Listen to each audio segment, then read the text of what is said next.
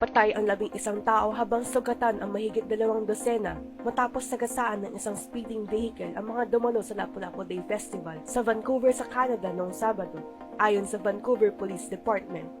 Nasa edad na 5 hanggang 65 ang mga nasawi sa pagsagasa ng isang SUV sa state party. Arestado ang isang 30 taong gulang na tagang Vancouver na si Kaiji Adam Lo at kakasuhan ng 8 counts of second-degree murder. Sinabi ng polis na confident silang hindi act of terrorism ang nasabing insidente.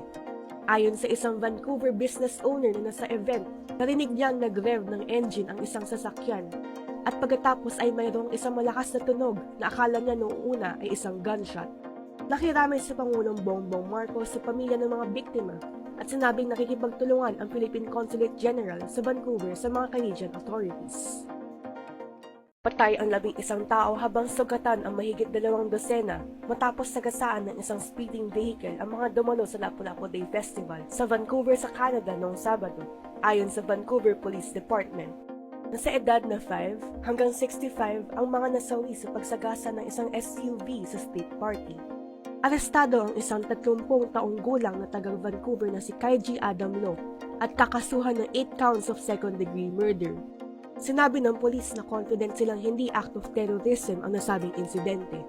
Ayon sa isang Vancouver business owner na nasa event, narinig niyang nag-rev ng engine ang isang sasakyan at pagkatapos ay mayroong isang malakas na tunog na akala niya noong una ay isang gunshot.